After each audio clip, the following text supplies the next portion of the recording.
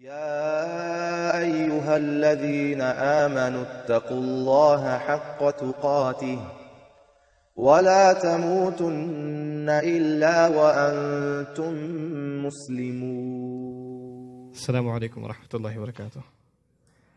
الحمد لله رب العالمين والصلاة والسلام على سيد الأنبياء والمرسلين وعلى آله وصحبه أجمعين ثم أما بعد. I have to start my speech by first fulfilling a religious obligation. I have been commanded by my wife to give a shout out to Harun, so shout out from Soapi.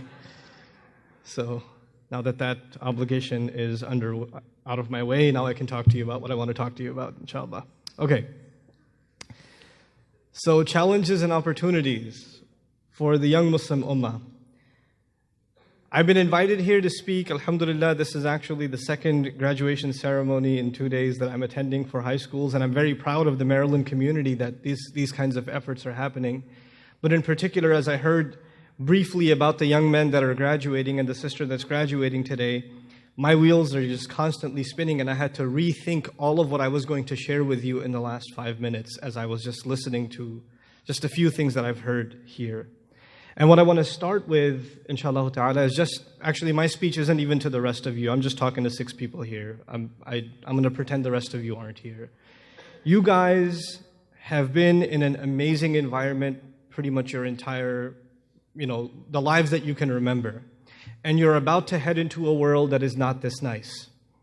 You're about to head into campus. You're about to head into a college environment. Many of you, I don't know which of you are considering pursuing further Islamic education, and if you are, inshallah, I'll address that a little bit in my talk too. I want this to be a very short, practical orientation into the real world. What you are going to see outside is going to be very depressing and disappointing. It's not going to be people that inspire you and bring you closer to the deen. Those are few and far between, and may Allah help you find those people and be in their company.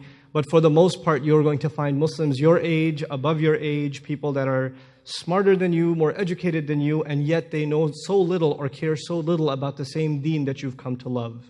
And they're also Muslims. This is not just non-Muslims, this is also Muslims. You're going to go into the university scene, maybe not at this school, maybe at some other school, and you're going to find yourselves in this thing called the MSA. And there's not a lot of Islam sometimes at the MSA, and you're going to say, this is how they do things at the MSA? And yes, that is how they do things at the MSA.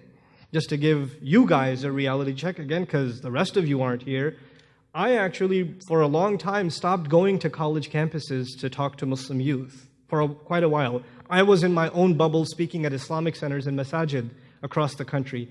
But as of late, the last 2 or 3 years, I decided to open up, or accept the invitations to go to universities. And boy, has the scene changed. Wow. I went to an MSA not too long ago where the president introduced me and then introduced his girlfriend, the vice president of the MSA. So you're going to see things that you haven't heard about here. You're going to see an environment that you're not used to. It's going to be shocking, depressing, overwhelming at times. But you know what? That's what all this training was for. Not so you live the rest of your lives surrounded by righteous people, but actually that you take this righteousness and you share it with others. You're actually taking on the legacy of this beautiful ayah whose translation has been mentioned in this program. The young people of Surah Al-Kahf. Our great prophets, alayhimus salatu wassalam, were not in nurturing environments exactly. They were surrounded by evil and they had to face it. And they had to deal with it. And they had to stand up for Islam in face of it. That is the first thing I want to share with you. All of this training culminates into what kind of people you will be outside of these walls, outside of these institutions, outside of this support. This is what your real training is going to be. The test of your training, the test of your education. Alhamdulillah, some of you have memorized, if not the entire Quran, a significant portion of it. You know a wealth of hadith. You are familiar with the life of the Prophet ﷺ and lives of other messengers ﷺ. You are equipped with more than enough to lead a good life, to lead an ethical, moral, guided life. But that does not mean that you will make the right choice. I make dua that Allah gives you the strength of character based on this tarbiyah that you've had to be able to make those right choices. Now moving forward. Islamic education by many parents is seen as an avenue by which they will save their children. Many parents bring their kids to Islamic school because they're afraid that if we don't, our kids are going to get corrupted in public school. So in other words, Islamic education for a lot of people is seen as a defense mechanism, a way to save, protect, right? So that they are not attacked and swept away by the tide of kufr and the tide of fitna. Others, very few, see Islamic education as a means by which we are producing leaders for the next generation, du'at for the next generation, role models for the next generation. And even if your parents had both of those concerns, or maybe they were even originally more concerned about saving you, Allah's plan was not just merely left to saving you. Allah put you through this Islamic education because He has plans for you. The financial means and the opportunity and the circumstances that were created by Allah so you could go to an Islamic environment for more than a decade of your lives is not something random. It didn't just happen.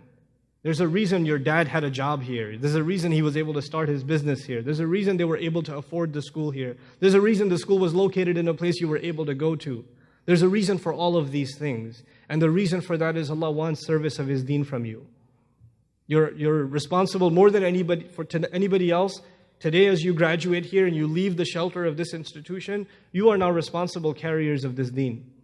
And even though the theme of da'wah was mentioned a couple of times already, there are other responsibilities. And so in the few minutes I have left with you, I just want to share with you some possible avenues that I'd like you to think about, inshallah. These are my own personal perceptions based on my observations of Muslim youth across the country. And inshallah, you'll take one or even another one of these avenues and pursue them in your lives. The first of them is Islamic education. The Muslim community in North America is actually in dire need of young Muslim scholarship. It is in dire need of it. And what I mean by young Muslim scholarship are not people that know a thing or two about Islam. We're talking about scholarship. We're talking about leaving a legacy. Like, you know how in Islamic history, Baghdad had its reputation? You know, Kufa had its reputation. Medina has its reputation.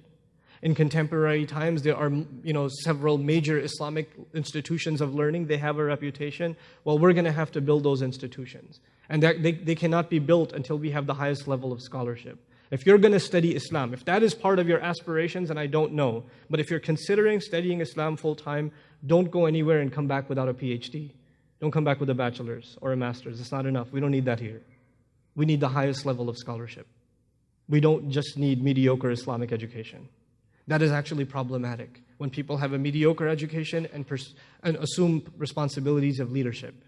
So if you're going to study Sharia, be an authority. Be in the company of the top scholars of Sharia in the world. Travel the world and study, but study at the highest possible levels. If you're going to study hadith, be a muhaddith of your times. Pursue it. Exhaust yourself in it. That's one avenue. That's not the only avenue. But if that is one of your avenues, I'd like you to consider seriousness in the matter. The second direction, possibly, is Islamic service, which is different from Islamic scholarship. Not everybody has to be a scholar. The community is in need of many things. As you travel the Muslim community, not even the people who need da'wah that aren't even Muslim, even within the Muslim community, how many of our youth are barely holding on to Islam? Barely. I mean, by a thread. And if you were to look at their lifestyles, their company, the way they wake up and go to sleep, you wouldn't even know that they're Muslim until they tell you their name is Muhammad. You wouldn't know. And these people, we don't look down on them. They're still our ummah. They're still our people. And they need certain services. They need, for instance, there's a dire need for youth counselors, teen counselors. There's a need for, Muslim psychologists. There's a need for that. There's a need for institutions that are not only going to help with family issues, teen issues, but also institutions. Like we need organized sports for Muslim youth. We need, we need all kinds of social institutions that better and strengthen community. And for that, we need to develop specified Islamic education. It's not education at the highest levels, but it's at least enough Islamic education that turns you into a servant of some sort, a contributor to community of some sort, some kind of a productive activist. And if you are interested in becoming an activist, not a scholar, then you have to give serious thought about exactly what will you serve the community with. Don't be general, be very specific. What talents has Allah given you? What are you good at? And how are you going to put it to work? How exactly are you going to put it to work? Have a real game plan. Have a year by year, month by month game plan of how you are going to accomplish what you're going to accomplish. You have the advantage of having seniors, teachers, principals of the school, others, elders, that are there to help you chalk this plan out. You say to yourself, I want to serve the community, I want to do it in this way. How do I accomplish this? How do I execute this game plan? And if nobody takes you seriously, you better take yourself seriously. You better take yourself seriously. So that's the second option. The third option, which is actually equally good, these are all good options, is pursue a career in what you love. It's okay. It's not like haram for you to love engineering. It's all good. You're not a person of dunya if you become an accountant, though I don't recommend accounting. But, if you go into medicine, actually, no, don't go into medicine. Pick something else. I know your parents already told you medicine, and you memorize Quran, you go to med school, they go hand in hand, at least in America. But anyway. But anyhow, whatever path, whatever career you pursue, just know that Islamic education and Islamic being inspired by your deen is not something that can stay with you just because you did it previously. You have to keep up with it, and you have to further it and nurture it. So whatever path you go into, just make sure there's a regular time in your day in which you are furthering yourself as a Muslim.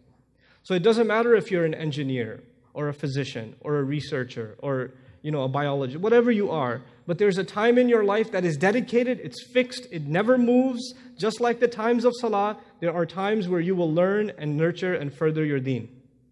It's a part of your life to further yourself as a Muslim.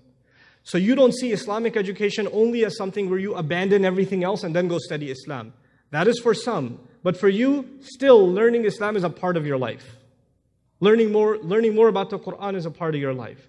And, nobody should be delusional in this room, and I don't think anyone is, that we're done learning Islam. Only people that have zero to no education in Islam can come around and say, I know what the Quran says. The only kinds of people who say, I know what the Quran says, are people who actually have no idea what the Quran says. Because people who know anything about what the Quran says say, man, I don't know anything yet. This is an endless ocean. Nobody can say, I know the seerah. There are too many pearls of wisdom for somebody to say, I dove into the ocean and I know every single pearl at the bottom. I know all of them. You can't. This is a lifelong thing. And you will keep up with it because it will inspire and put barakah in whatever career you pick. And then there's the final one, the last bit of advice I have for you. And this is for the brave at heart. And it might even cause your parents some ulcers. But I have to share it with you because I really strongly believe in it. I believe that this is a country that provides unique opportunities to all people that come here, and especially Muslims. We are some of the highest educated population in this country. We are some of the most talented people in this country. And we're not exhausting its opportunities because the real opportunity of this country is entrepreneurship. That's the real gift. The real ni'mah we have in this country is to be creative entrepreneurs. And I mean by that socially responsible, creative entrepreneurs. I'm not saying open up a gas station. That's not what I'm saying. I'm not saying, open up the next halal meat shop. Been there, done that. I'm talking about socially responsible entrepreneurship. Muslim institutions that are so financially well off, they don't ask for funds, they give funds.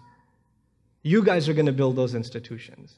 And if you have that in mind, to strengthen Muslim institutions through amazing business plans, have a solid business. Why not?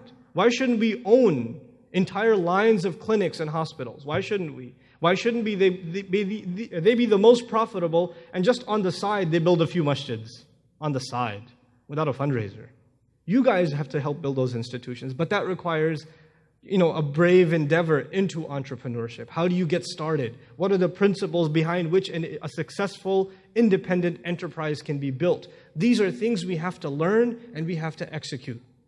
We really have to learn and execute them. And I'm a personal believer in this myself because I have actually experienced some of all of these things. I decided to leave a career and study Islam full-time. I tried that for a little while. I didn't get very far. Then I decided to go back, join into the workforce and keep up with my Islam. So I was in corporate America for a while and kept studying my deen. And it wasn't fulfilling enough for me. And then I decided the only real way to do this, man, is you got to just be an entrepreneur somehow. You got to figure out how to just be your own boss. But let me just warn you before I go, being your own boss does not mean things come easy. If a full-time job is 40 to 60 hours a week, entrepreneurship is at least 100, 120, and that's an easy week. You have to put blood, sweat, and tears into work. These people, the community leaders that are here, that actually, and by the way, entrepreneurship doesn't just mean you go into business for yourself. It could be for the community too. So the people that are sitting in front of us that are the pioneers of this community are in some sense entrepreneurs as well. And they put 100, 200 hours a week sometimes into just getting this institution off the ground. It didn't exist and it had to. Something had to happen.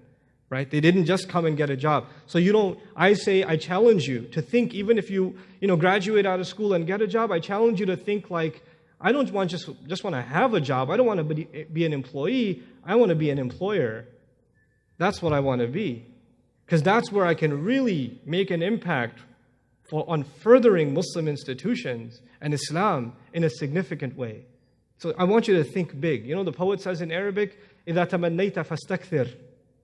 If you wish, if you're going to have aspirations, then aspire for a lot. Aim high, and aim high.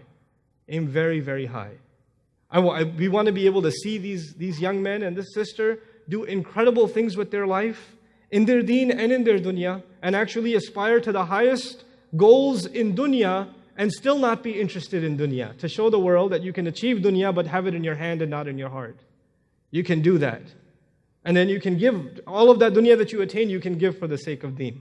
You can do that. So people really learn what it's like to learn from these role models. I pray lots and lots for you. I especially make dua that this institution grow and nurture and further itself. I make dua for all the teachers who have to be patient with all of the parents. All of the parents who have to be patient with their children and with the teachers. I make dua that you never feel like you're missing something. I'm actually completely floored by the salutatorian speech, mashallah, amazing, amazing job. I'm floored. I really am. This guy's dangerous. I tell you, he's dangerous. You gotta watch out for him. Look for him on YouTube soon, inshallah. So, he's already on YouTube, huh? Thank you for helping me with that. So in closing, I just want to just say one last thing to all of you, inshallah. You guys, don't be frustrated with your peers that don't have an Islamic background like you do. Don't be frustrated with them. Be patient with them. They don't need your anger. They don't need your criticism. They need your patience. They need your nurturing. And that's how they will get your da'wah. That's how they will become, you will be people that attract others to Islam, not push them away from it. You will not compromise your principles, but at the same time, you will not be harsh towards those who haven't learned to see the world the way you have. You're not going to be those kinds of people. I pray that you are able to bring so many other youth closer and closer and closer to this deen, and through the training that you've given, all of your teachers continue to receive the reward for the awesome things that you're going to do in your lives. Barakallahu li wa lakum. Assalamu alaikum wa rahmatullahi wa barakatuh.